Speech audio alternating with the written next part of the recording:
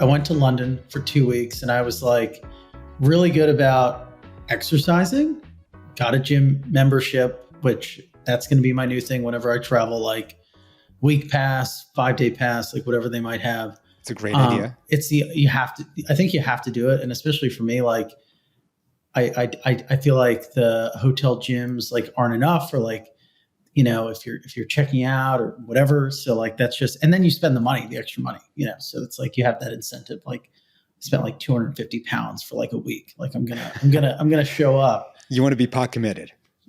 And that commits you in that respect. But wasn't so good on the food side, like eating a lot of takeout Greek food, a lot of like greasy food, a lot of Indian food. And so when I got back, I was like, okay, I just feel my body like withering away. So I've been doing, this is my third day of bone broth.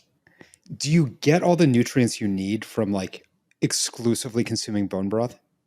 Probably not. Like, it's probably not good from like a macros perspective, but from like I feel like I'm cleansing myself perspective, I feel like lighter, cleaner, but probably like my body is like not fully, like I'm not going to be able to run as fast or as much. I'm not going to be probably as sharp on this podcast as I would like to be. But I live in a world, or my worldview rather, is such that like, and I think yours is kind of like this too, like you balance things out, right? Where it's like, you know, if you have a weekend or you have a week of like not doing exactly what you want to do, for me, I tend to like go extra hard the following week. I mean, I do too, but personally, I try not to have any breaks or like, you know, cheat days or cheat weeks. Mm-hmm. And that way it's much easier to keep, you know, like a level mindset as opposed to this pendulum that like, you know, overreacts and underreacts. Which is more consistent. I mean, like, that's why you see like, you know, any type of fasting or like, I mean, dieting for most people just doesn't work, because as soon as they get to that goal weight, they just completely revert back to their old habits, and then everything falls apart. And, you know, for listeners who are tuning in, right on the other side of the mic is Robert Leshner, the CEO and co-founder of Superstate.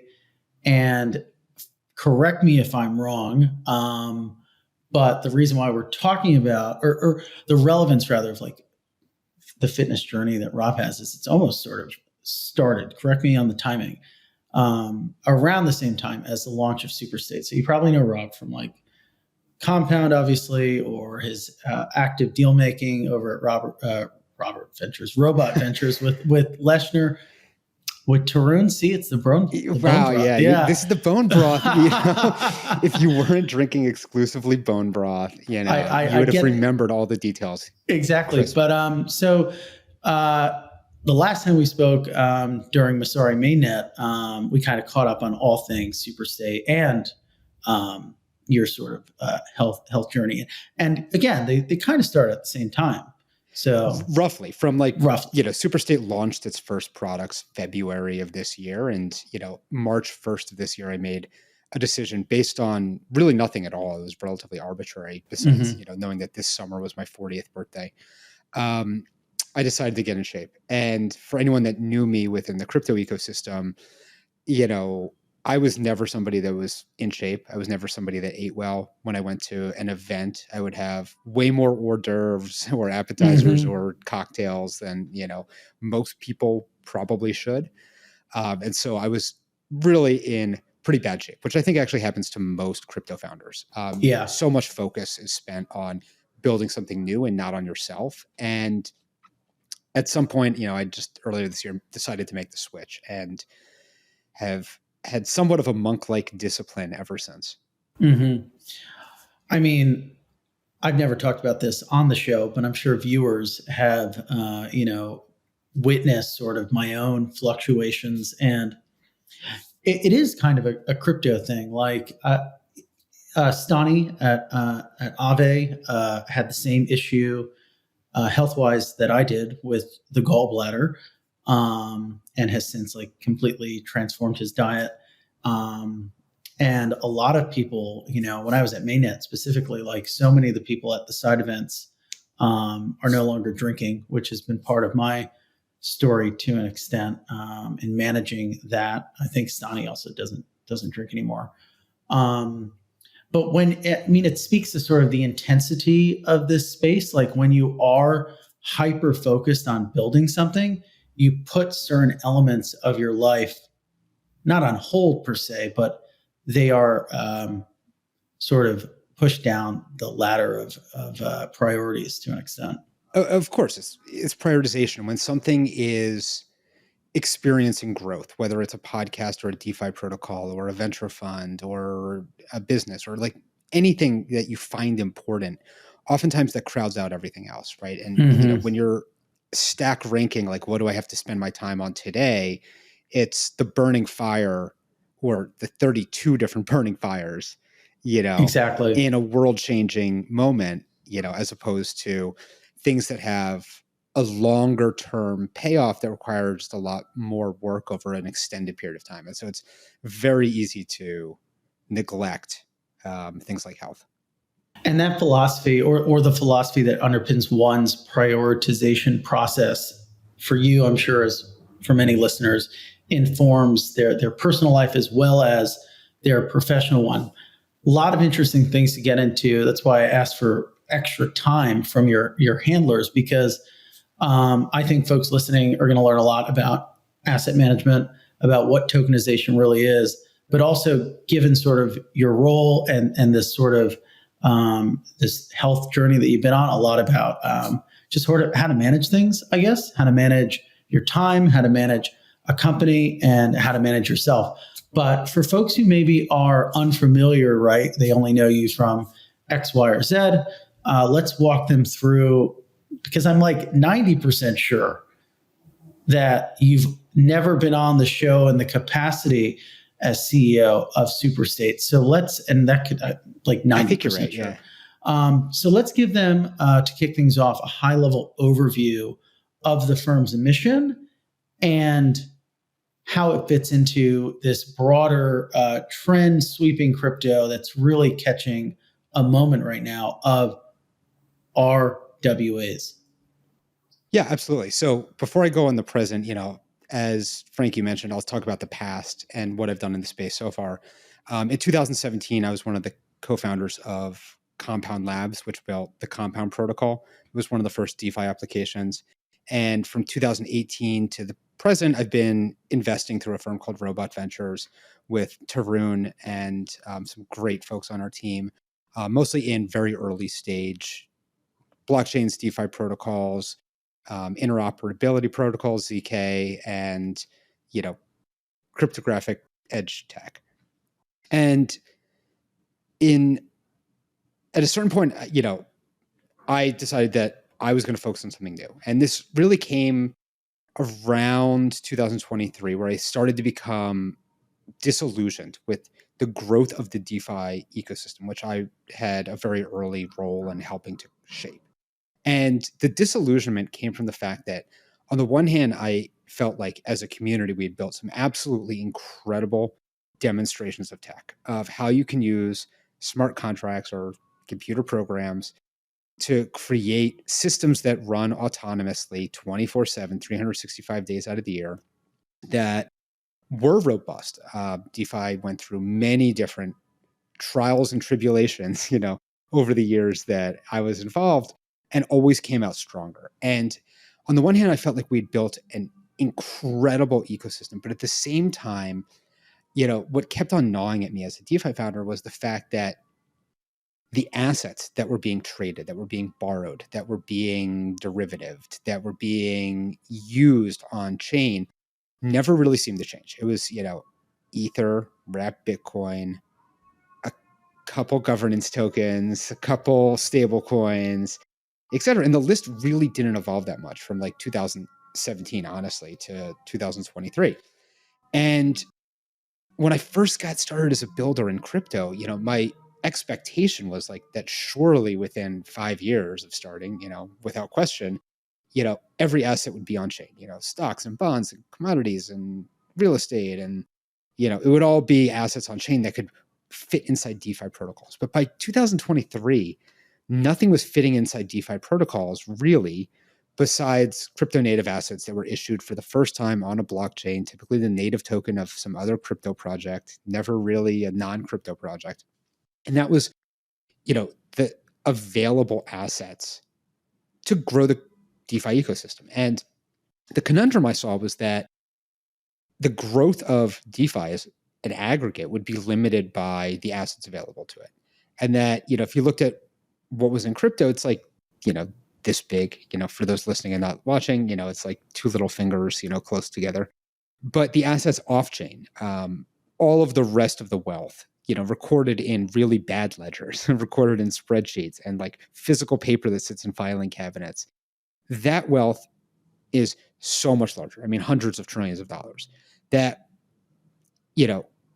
doesn't live on chain. And the realization I had, which became like an incredible motivating factor for me, was that by bringing these off-chain assets on chain, the total addressable market of DeFi, in the aggregate would have a significantly larger upper bound in the order of multiple magnitudes. And so the prioritization for me was one in which, I believe that iterating on DeFi protocols themselves would have less of a long-term impact on the success of the ecosystem than something different, than trying to import assets on chain to grow the sort of like upper bound of DeFi in the aggregate. And, this goes to prioritization. Like at a certain point, the marginal benefit of doing the same thing decreases, right? It doesn't matter what system you're looking at, pretty much everything in economics, behaves the same way, which is like the marginal benefit of continued effort decreases. There's not that much surface area left to improve basic DEX protocols or borrowing protocols or derivative protocols. Like there's some differences in like surface area here, but it's not like step functions or orders of magnitude that can improve fundamentally. Yeah. Well, not to interject, but to just sort of sum up what you're saying there, like the sort of problem you identified on this journey to start something new, or not even the problem, but the sort of state of affairs was such that everything that was being done, right, was to benefit or make more efficient this DeFi ecosystem that essentially touched nothing in the real world. And every improvement, and there were improvements being made, but it was really only to the benefit of the existing projects and ecosystems and speculators. That's exactly right. And so this was the origin of Superstate. I created an asset management firm that would launch funds so that they can be tokenized. And so, in terms of our business and legal structure, we look like an asset management firm. But in terms of our headcount and what we're building, it's all technology. So, it's an asset management firm that, really is mostly all engineers. And what we're doing is we're building the technology to tokenize assets, starting with assets that we're creating and bring them on chain as tokens. And, this is our methodology to start to chip away at this, huge value and stack of assets off chain and start to bring them on chain. And over time, the technology we build hopefully can be employed by others, other asset management firms, other intermediaries to bring additional assets on chain. But we're starting off with a very simple approach, which is we're launching our own funds that we're the manager of, and then tokenizing those assets and bring them on chain. And these funds give exposure, give investors exposure to U.S. treasuries, U.S. government debt. That's right. We have two products today. The first one is U.S. T-bills, short duration in nature, the lowest risk, investment available to mankind at this point. It's essentially the risk-free rate, and a crypto-based cash and carry fund that's a yield strategy, trying to extract the yields inherent in the crypto derivatives markets, which are oftentimes higher than T-bills with not that much more volatility. And so those are the two products that we've created so far and have tokenized. Now, you're not the only firm, right, that had sort of stumbled upon the opportunity in this type of product in this time, right? There's a whole long list of whether they're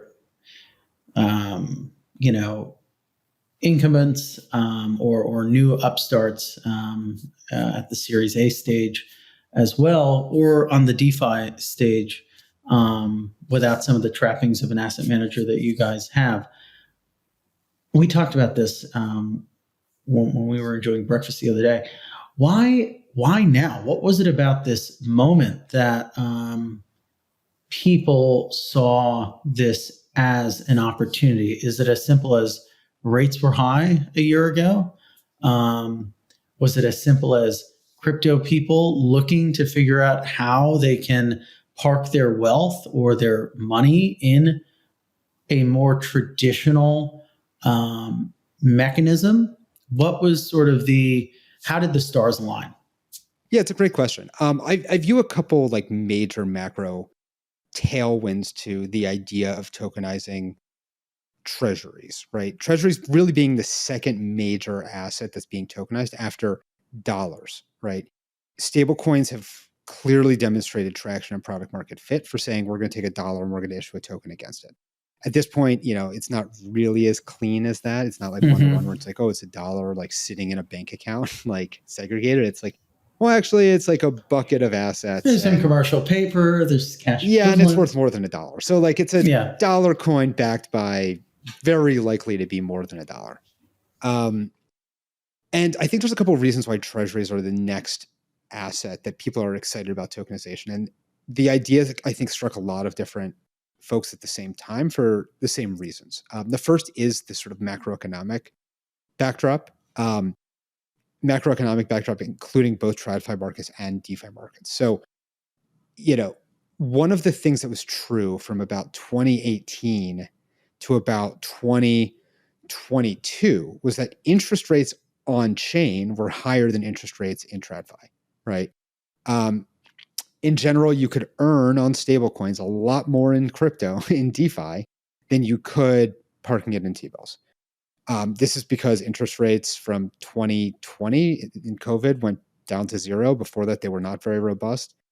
But there was an ironclad rule, which was like DeFi yield higher than TradFi yield. And so in that environment, that was an incredible magnet to pull dollars on chain out of traditional financial markets and into places where they were earning like 8, 9, 10, 12, 14% yields.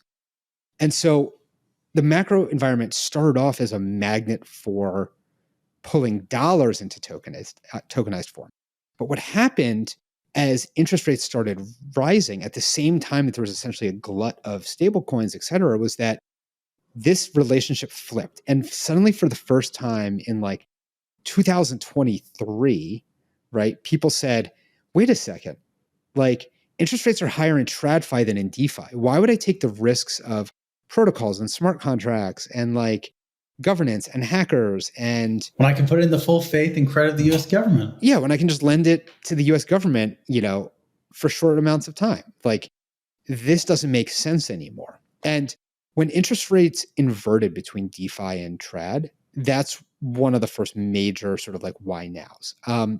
The second is that, you know, when you're creating these products, they are, you know, very obviously security products, right? If like you're tokenizing financial assets that are securities, like the tokenized form is also a security, right? This is a legal and regulatory perspective. But this makes it a challenge for a lot of folks. And the second major unlock in like the why now is that there started to become like an increasing comfort around institutional investors and their willingness to purchase new products. You know, 100.0% of our customer base is institutional in nature. That's not necessarily true for all tokenized treasury products, but all of our clients are institutional. 3 years ago, none of them were really willing to do much on chain. And there started to become this willingness after years of crypto working, you know, from a technological perspective and smart contracts working and all these things. There started to build this institutional familiarity with custodians, with wallets, with like, you know, being just accepting and open-minded towards like using crypto products. And this was like the second major unlock, is that like institutions finally started saying like, yeah, I'll try this stuff. Like, you know, in ways that they weren't willing to in 2020, you know, or 2018. You know, it's like for the first time, you know, around a year ago, I mean, it's increasing and it's a trend, but like it started to feel like there was a willingness and a readiness for institutions to actually enter the game through, you know, products they understood from trad markets from a risk and return perspective, but using crypto rails. And so started to see a lot more institutional willingness to participate. And the last thing that was sort of like the why now that led to this is, you know, part and parcel with the regulatory picture, but there's a lot of optimism right now around the future of crypto legislation and regulation. A lot of foreign countries, and I say this as someone who builds in the US, a lot of foreign countries have really taken up the mantle to be pro-innovation and to be like trying to foster a community of new technology being used in novel ways.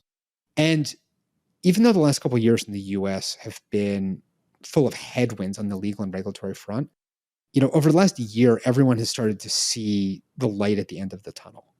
And the light at the end of the tunnel, you know, I'm saying this like 7 days before an election. I right? know. Hopefully we'll get it up before then. Yeah, hopefully we can release this podcast before the election.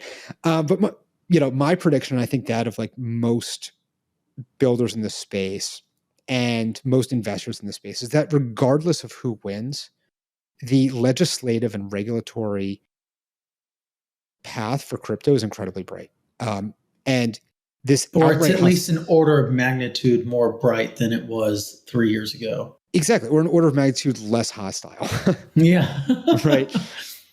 And for all of the things that we want to do, which is innovating on how securities move, you know, how they behave on chain, what you can do with them, you know, the environment for tokenized securities is about to get incredibly exciting. So I think for the first time, we're going to see, regardless of who wins the presidential election, we're going to see, you know, a lot less hostility to new technology. We're going to see a lot more open-mindedness for how these tools can make financial markets better, full stop. And so, you know, in a lot of ways, we're building in advance, right? Like the things that we're doing with tokenized assets today are actually quite limited. It's actually quite boring. It actually doesn't look like a sexy endeavor for most folks. It's like, why are you building tokenized treasuries? And the answer is to this third, you know, major inflection point is because there's a lot of conviction that the environment in the US is about to change.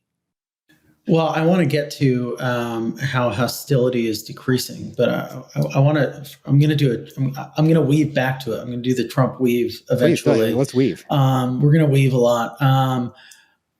I'm super keen to unpack the relationship between the first two forces that you described, because I am very confused on how they are related. When you think about this yield convergence that you talked about, which is crypto market participants, we can say, you know, Frank Capital has been yield farming or doing whatever, has the opportunity to get some juicy yields in crypto. Now the opportunity seems safer, more prudent in traditional markets with the risk-free rate. Okay, that makes sense. That happened. So you think about these crypto native market participants being keen to invest in tokenized treasuries because of that. On the flip side, you describe this force, which is traditional investors feeling more comfortable in working around or working with crypto rails because they understand maybe the risk, or they understand wallets or whatever have you.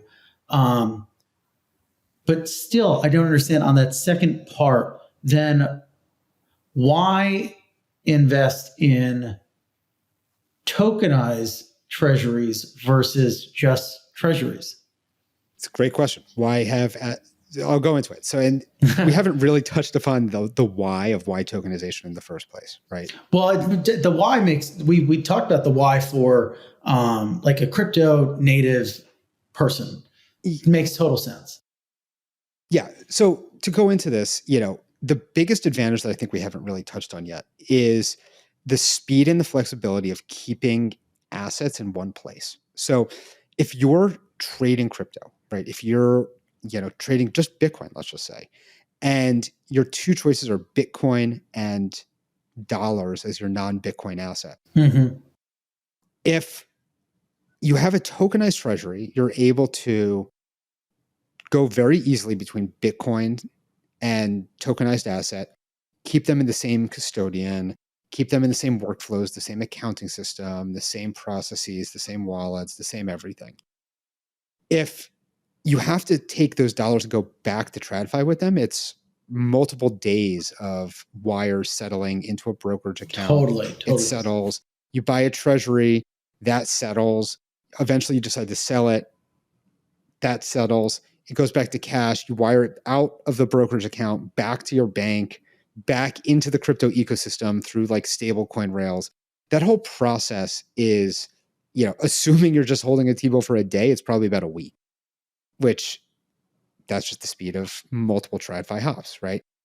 And so if you're trying to keep your money available to the crypto ecosystem, the ability to have a tokenized treasury or a tokenized vehicle means you can have the trad market risks and returns, but in a package that is much closer in terms of time, closer in terms of operations to what you want to be doing, which is buying Bitcoin or selling your Bitcoin back for the yield. And if you're an institution, you're going to be maximizing your idle capital. And so as you start to do this calculus, you come very quickly to the realization that, if you're trying to have crypto exposure and not crypto exposure and go in between it and dollars, then a tokenized asset is superior from your workflow, from your, capital efficiency, and from, everything else to have a tokenized version of it. So as the number of institutions dabbling in crypto is going up, right, that are onboarding to custodians, that are onboarding to exchanges, that are onboarding to all of these things, the amount of institutions ready to onboard into tokenized assets and tokenized securities is going to be increasing in parallel. And the fact that they have access to these types of funds almost can help spur adoption in Bitcoin and the long tail of crypto assets themselves, because they can move in and out in a more seamless way. So you can see I don't think anyone's ever said this. That sounded very Trump. I don't think anyone's ever said this before. Never before in the history of this podcast. For the first time. No, but there's almost a bull case here for Bitcoin and other crypto assets, which is the growth of these tokenized funds, because it almost it mirrors their interest in other assets, other crypto assets, right? Is that fair to say? It is fair to say, with the one devil's advocate argument, that the crypto ETFs actually oppose this growth, in that if you can get the crypto in your TradFi rails, you don't need the TradFi in your crypto rails. That's a good point. Right. So how do those sort of covalent sort of forces? Yeah, I would say so far, just based on the sort of like market over the past year, the adoption of Bitcoin and Ether ETFs has actually done just more to spur institutional willingness to engage with both crypto rail crypto and TradFi rail crypto, and both have benefited. Okay. So when you talk about sort of the ease of engaging with these products, that opens the floor to the news that you have coming out this week, or if this goes out, let's say Monday, if we've got too much work to do on my end. Last week, which is the real-time NAV updates.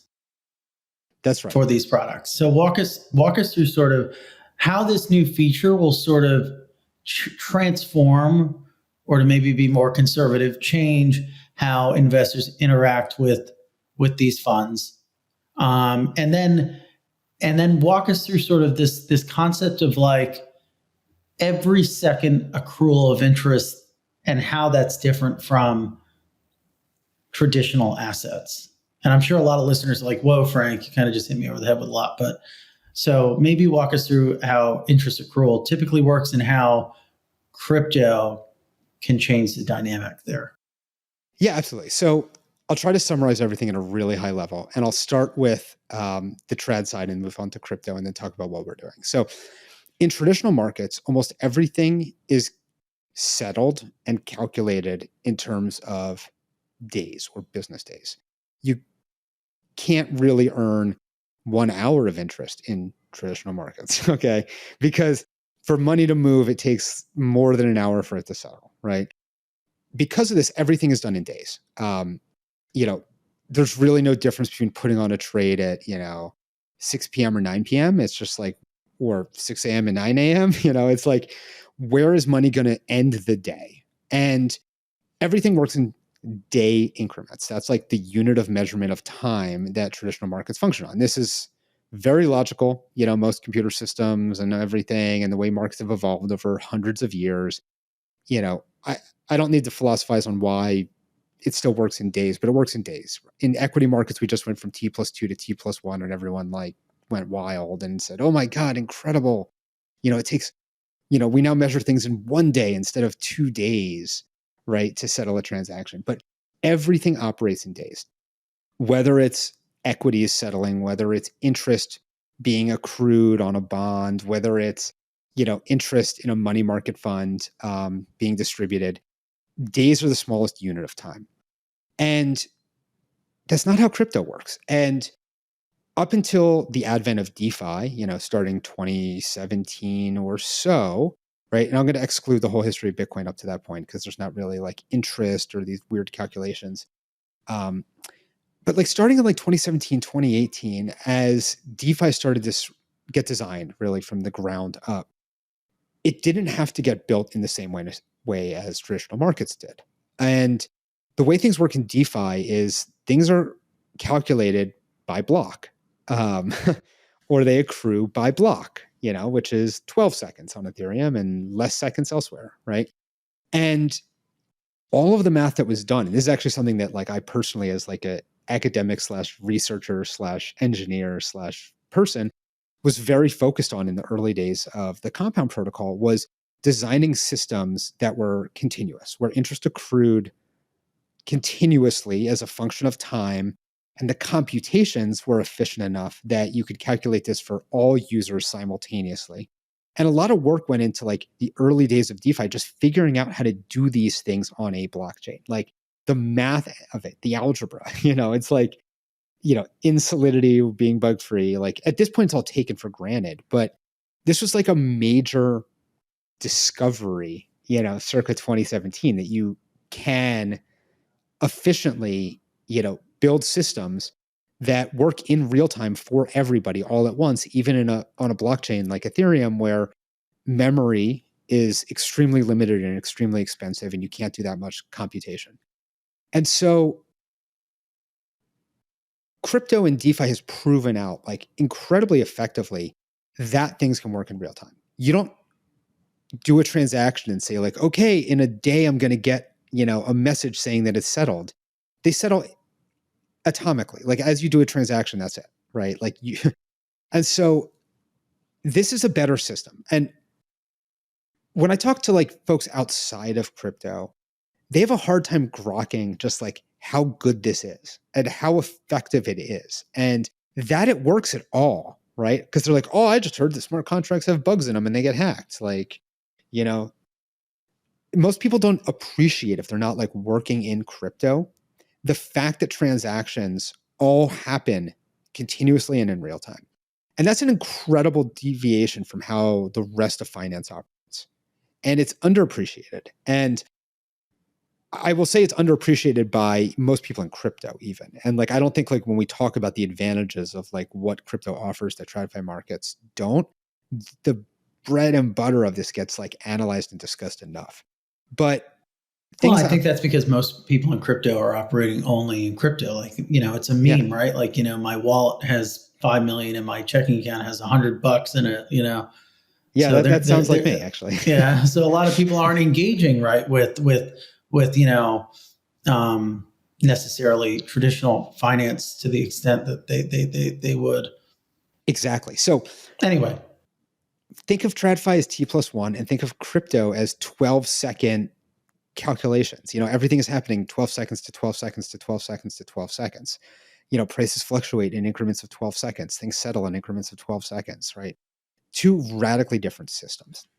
Now, most tokenized products look like this. Under the hood, it's TradFi. And then on top of that TradFi, there's a token that gets created that lives on chain. And the idea of tokenization that everyone gets excited about, the only people that get excited about tokenization, honestly, are the people that do understand the TradFi side and the crypto side and say oh, crypto's better. It's why can't we take the TradFi stuff and make it fast and efficient, right? Mm-hmm. Why can't you transfer ownership and have it settle 12 seconds later? That sounds awesome. The structure that everybody takes is it's TradFi under the hood, the fund itself, the accounting of the fund, how you process purchases, how you process redemptions, how you do all of that operates on T+1. And then you can take the fund as it exists T+1, turn into a token and let people hypothetically do what they want with it. Where if they want to transfer it, it settles in 12 seconds. Or if they want to program it with a smart contract, it behaves according to the terms of that program. What we're going to be announcing by the time this podcast is out, it's probably Thursday, the 31st. If this podcast comes out after that, is we're launching something called continuous pricing for our first product, USTB, which is our tokenized treasury product. And what continuous pricing means is that under the hood, the TradFi side is going to operate at the speed of crypto. And we're basically moving to a system in which the fund itself can be purchased and redeemed in a line that doesn't increment in 1 day, business day increments. It's a line that increments in 1 second increments. And this is possible by inheriting a lot of the experience and wisdom from crypto and DeFi and how it operates and trying to apply it backwards to TradFi.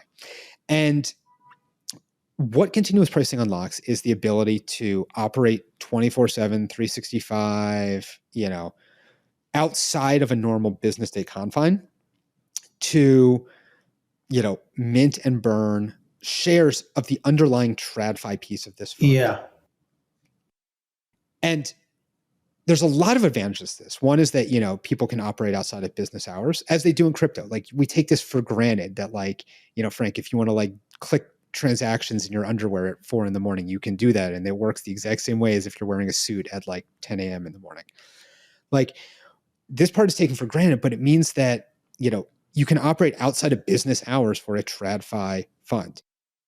It also means that if the underlying fund operates at crypto speed, it finally means that composability between a tokenized asset and a DeFi protocol starts to converge and reach parity with each other. It's really hard for a protocol like an Aave or because if you're going off, if let's say it's 6 o'clock, the protocol is going to sort of have that interest accrual up until 6. The TradFi product's only going to have it up until 4 o'clock. Yeah, exactly. And and this goes to just the very fundamental nature of how smart contracts, and I'm opinionated, I'm talking smart contracts on Ethereum. Things are not the same everywhere, but for the purpose of this conversation, just envision Ethereum smart contracts. All Ethereum smart contracts, generally, the way every DeFi protocol has been built to date, and obviously you could build a DeFi protocol that operates in business days, but none of them do for very good reasons, right? Every contract wants to know the state of a transaction when it happens. It doesn't wait for something from Offchain. There's ways to using a chain link or whatever, wait for some message 6 hours later and then finalize a transaction. But no DeFi protocol works by waiting for any information. Yeah. When a block is finalized, all the information is complete and the data is stored in the DeFi protocol or on the token or on chain. And it's really hard for DeFi protocols to wait. Honestly, it's very hard for them to wait for receiving minted tokens. It's very hard for them to wait to start earning interest. It's very hard for DeFi protocols to just wait, period. And so by making a fund that forces nothing to wait for it, that can operate in real time, the composability with other DeFi protocols is going to increase dramatically. And so, I think investors will benefit from this directly. Where they'll be like, oh, I can purchase this at 8 a.m, slightly before the market's open, because that's what time our people come into the office. But the real beneficiaries are actually going to be crypto native protocols and automated investors and things that we're not really thinking about yet.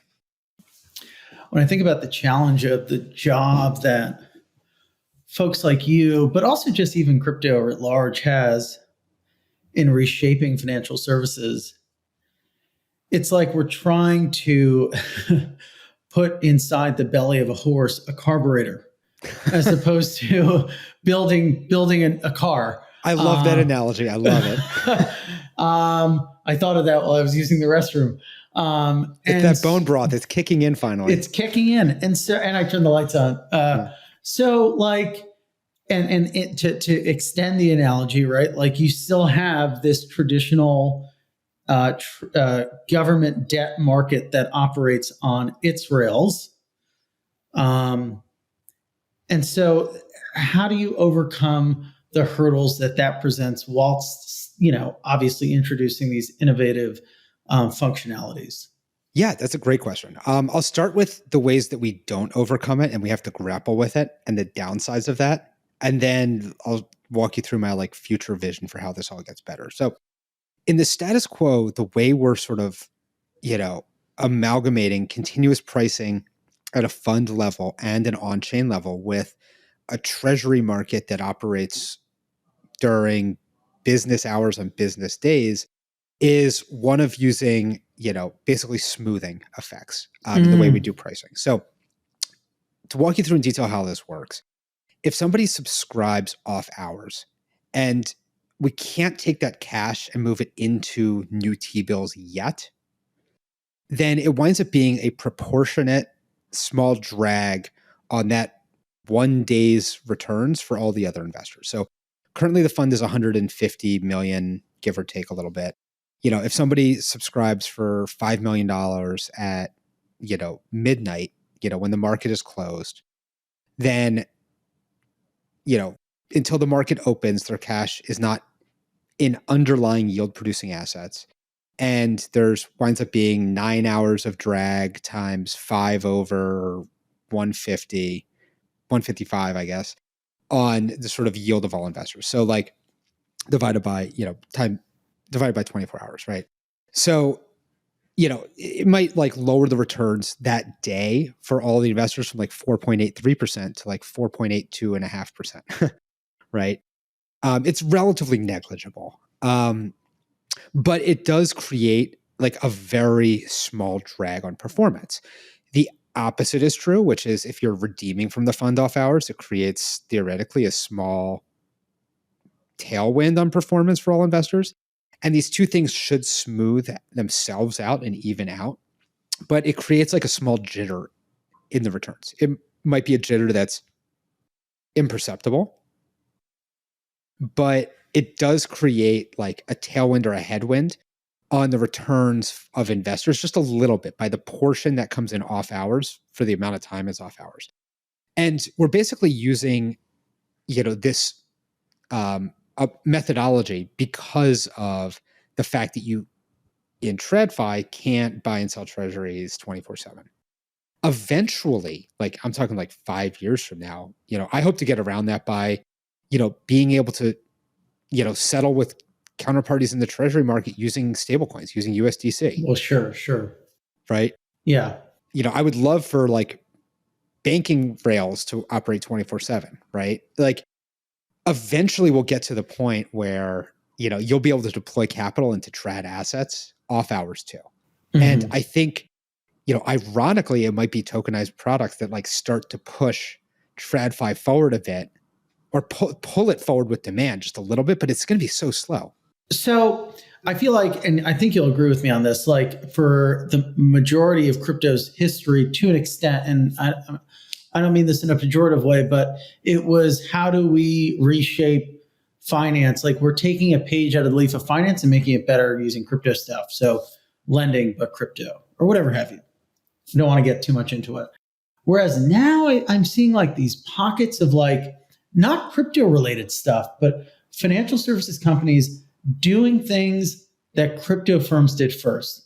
Example being, NYSE Arcix. I mean, to be fair, yes, sure, FX trades, 24/5, but NYSE Arc extending their hours, Robinhood extending their hours, Robinhood launching a prediction market. Not that that those existed, but it just seems like almost now, or at least to an extent, crypto is having first mover advantages. I mean, come on, stable coins is one example. Is a PayPal. But now everyone's trying to launch stable coins. And now everyone's trying to launch every bank on Wall Street is going to launch a stable coin.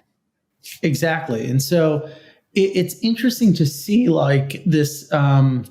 It does look like the push is happening. This push that you're describing is happening. And so when you think about how these things start to unfold, how the gap between traditional financial markets and blockchain technology unfolds,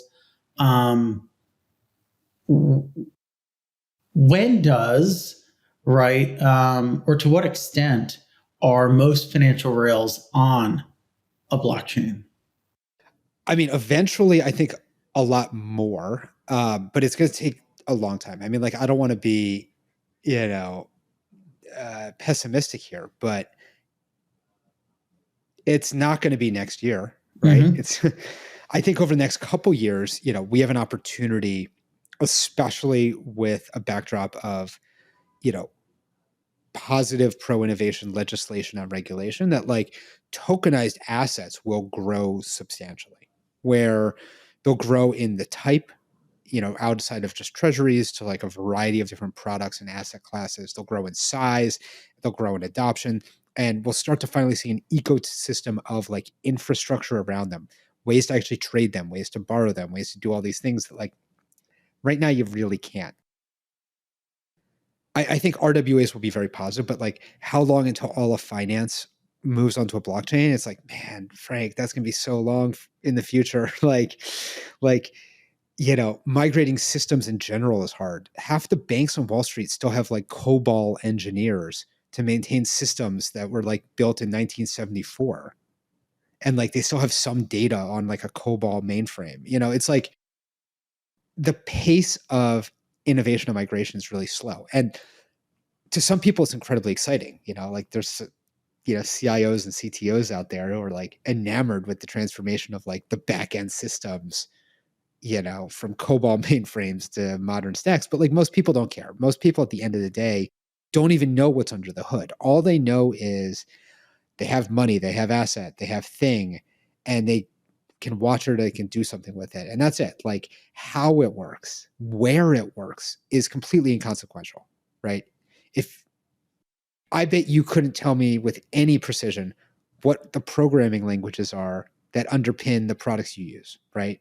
You have no idea. You have no ability to tell me, really, right? It's possible Robinhood publishes an engineering blog and you're like, well, Robinhood uses, TypeScript or in this way, and it uses Rust in this, like, I could tell you the breakdown of their order flow routing, but no, not the yeah, exactly. So, but not that, no. The operating system or the, platforms that finance uses are also similarly going to be invisible to most people, right? A small number of people care extremely deeply, and the majority of people should not be interested in this because it's not relevant. So now we weave. We weave back to, you mentioned you weave back to the political or the regulatory climate that's making probably a lot of your partners more comfortable. What sort of changed? What made crypto less of a scary boogeyman in the eyes of most of DC's glitterati? Well, I think it's a couple things. I think the fear and the shock of FTX has worn off, fundamentally. Like, I think most people in the aftermath of that thought that it didn't matter if there was good actors. It didn't matter if there was people trying to like build new systems, innovate, do all this stuff. it was clouded by this extreme bad that occurred, right? And the extreme bad overwhelmed the extreme good. It's been so long since then, and like the bad actors have been washed out, and what you're left with are, companies and people trying to do really powerful and innovative things that are not fraudsters, right? That at this point, like the clouds are gone. And I think a lot of people are like, hey, wait a second. Like what's left are good actors. And yeah, there's always people doing horrible things. You can log on the crypto Twitter and you'll see more scams than you could possibly fathom. But like for the most part, the things moving the needle are not that. And I think, the first thing that's happened is just the passage of time, and time heals all wounds. I think the catastrophe of FTX was just so massive, and it created, so much negative bias against the industry, and that's abating. So I think that's like one of the major things that's changing. Second, for better or for worse, I think Trump coming out pro crypto has been a major catalyst and inflection point. I think, having, a candidate that's currently, as of the time of recording of this podcast, at 66% in the prediction markets, like 2/3 probability of winning, being vehemently pro crypto, having hundreds of millions of dollars in response spent by, PACs on crypto candidates in this election. Kamala's team coming out to be crypto neutral, right? Like this is the first year where this is a campaign issue and it's being talked about openly. And the reality is that there's a small number of Americans that, for many different reasons, are vehemently against crypto, right? And most Americans are vaguely for it. And the math of this is one in which both parties are coming around to crypto, especially like knowing that the dark days are in the rearview mirror, not the windshield. Yeah. Right. Yeah. And it's now become a time where this is a campaign issue on both sides, one more than the other, but both candidates are espousing a view that is so different and so much better than the status quo is today, October 29th, that most people have a conviction that either way, good times ahead. Yeah, I agree. And like, to be fair, like, Trump is a pro crypto candidate now. It wasn't an issue for him in his first administration. He said he hated Bitcoin at one point. Yeah. So, I mean, it's a shift on both sides. But Trump is affiliated with a DeFi protocol that just did an ICO. Like those words are a little bit crazy to even utter out loud. But like the reality is that one of the two major presidential candidates, it's a fever dream almost. Yeah. Launched a crypto project during their campaign 3 weeks out from an election. Yeah, it's pretty absurd. So when you think about, going back to like weaving back to priorities, again, we weave. I like this idea of the weave. I never thought of You're stealing that from Trump. The weave until Trump brought it up, but there's a lot of weaving that happens. But it's funny because like when you think about priorities, like I can imagine like, and this is how we'll end on maybe some of the health stuff. Like there are so many things, and this goes back to like why RWAs have had so many starts and stops. There's so many things you can tokenize. There's so many products that you at Superstate in your capacity could probably work on, but you have to prioritize. Walk me through that process. Yeah, I'll walk you through it from the framework that I use. And the framework is actually extremely simple. And maybe you can tell that at one point I was an economist. It comes 100% down to demand. And you have to understand where the demand is, where it comes from, why it comes from somewhere. And if you understand demand correctly, you can build the right asset, tokenize the right asset, fulfill a market need. And the reality is there have been a lot of fits and starts in tokenization. Oftentimes, supply has gotten far in front of demand. Mm-hmm. The demand for tokenized assets has been zero. Mm-hmm. Stable coins, we can debate this all day, whether or not stable coins are tokenized assets, whether they're RWAs, whatever. Let's just, for the purposes of this conversation, say they are, Mm-hmm. right? Stable coins were the first tokenized asset to experience significant demand, objectively, like to the tune of $180 billion. Yeah. Right? And that demand pulled them into the market. I remember when stablecoins were new-ish in 2018, right? Mm-hmm. Yeah, Tether had been issued on Omni for like, years before that with extremely limited success, right?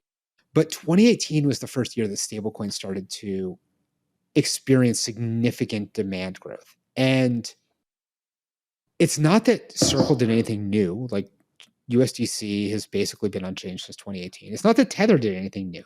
Tether's been basically unchanged since 2018. It's not that MakerDAO did that much that was new. I think multi-collateral DAI was 2018, December. But like the stable coins themselves haven't actually changed. What has changed was simply demand. Demand pulled them forward. And when I look at the market, 2019 multi-collateral DAI went live. What month in 2019? September 8th, November 18th. It was one of our November 18th, 2019. Okay. Yeah, I remember that. There you go. MCD. One small product improvement. Yeah. 5 years ago. So right? funny. 5 years ago, there was one product improvement. But like the stablecoins haven't evolved at all. But like their growth was exponential. It's not that their products were exponentially better, right? Mm-hmm. We're starting to see the first signs of demand for tokenized treasuries. Demand for everything else is in its infancy and it's incredibly light. And the framework I use is just saying like, who demands what and why? And that's what we're going to create. Like, very frankly, I don't think there's that much demand outside of tokenized T-bills right now. I think there's some for higher yield with a little bit more duration risk or a little bit more credit risk or a little bit more whatever risk, but it's not billions of dollars of demand. And so we're taking a relatively cautious wait and see approach for the next assets that we tokenize, as opposed to just like rushing in head first and being like, we can do 12. So let's do 12, one of every single asset. I'd rather have 2 or 3 assets that are incredibly successful than 12 where 2 or 3 are moderately successful and probably less successful than the first scenario because our focus was divided, right? Mm-hmm. And so right now, I will tell you objectively that like demand outside of tokenized treasuries is small. And it will increase and demand for other things will come in different directions, but I can't predict whether it's going to be real estate or private credit or, private credit's having a moment. Yeah, private credit starting to have a moment. So how does this prioritization process influence, when we were at Russ and Daughters, we talked about like the transition from cardio to weight training and, just thinking about the evolution of how one sort of improves upon your sort of fitness, for lack of a better word. Well, this applies to fitness. This applies to startups. One of the rules that I use in everything is the 80-20 rule. You can also think of this as like the weakest link rule, right? This goes back to like also like very simple Econ 101 principles. But the marginal utility of doing something is highest when it's the weakest link in the chain, right? Spending your time on something that's already working is going to always have way less of an impact than spending time on something that needs a lot of help.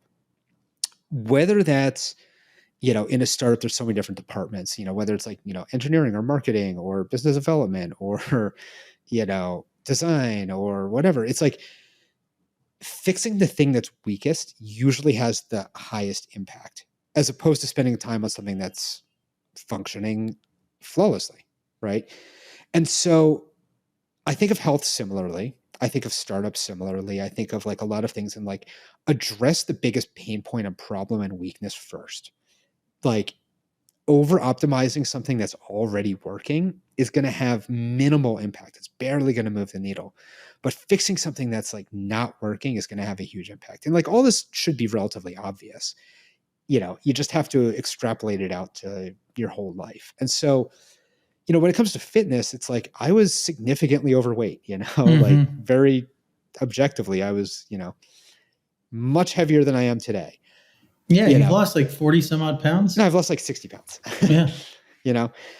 But it's like, okay, well, the biggest problem here, like objectively, is like, I was being weight. generous. So start there. Like start with weight. Like, is it a problem that I can't like bench press a certain weight? No, not really. Like it doesn't like impact my regular life. It's like start with the things that are actually creating friction on the other health systems, friction on everything else. It's like start with like the biggest problem. And then like once that's solved, the second biggest problem. And then once that's solved, the third biggest problem. And so, when it came to diet, it was like, well, let me just start with the absolute worst things. Like I'm not going to like optimize my macros, it's like, I'm going to like do the extremely obvious things first. It's like cutting out fried things and processed things and like massively reducing my alcohol intake and like the things that are obviously bad and obviously broken and trying to fix those obvious problems first. Yeah, and it's funny, Rob. I feel like the entire diet, or not diet, but like sort of health industry exists and profits off of that 20%. Yeah, that micromanagement of things that aren't going to move the needle. Like, you can make such a big change just, cutting out the absolute worst parts of your diet. I mean, like no one wants to because it's like the absolute worst parts taste the best. Yeah, for me, it was fast food. I mean, it was just like not eating Chick-fil-A and McDonald's on a bi-weekly basis. Exactly. And, focus on the weakest link in the chain, the worst thing, like the thing most broken, solve that first, and then move on to the next thing. And if you keep on doing that, you'll build an incredible startup, you'll build an incredible body, you'll build an incredible life. Or at least good enough. Yeah, or good enough, whatever your standards are. So what should listeners expect next from you guys? Well, by the time this podcast launches, hopefully we have continuous pricing up. That's incredibly exciting. I think 2025 is really going to be a year where we start to think about what are the next products, what are the next funds, but also what can these things do on chain, right? Like what DeFi protocols are they composable with? And 2025 is, crossing our fingers, the year that we can start to register some of these products with the SEC and open up availability beyond just institutions to the public at large. And that's something I'm like incredibly excited about to, take the experience that institutions have and provide it to everybody. And we shall see. We'll see you in 2025. Yeah, just a couple months. It's going to fly by. Oh, I know. It's spooky. It's very spooky. We'll talk to you soon. Thanks, Frank. Thank you.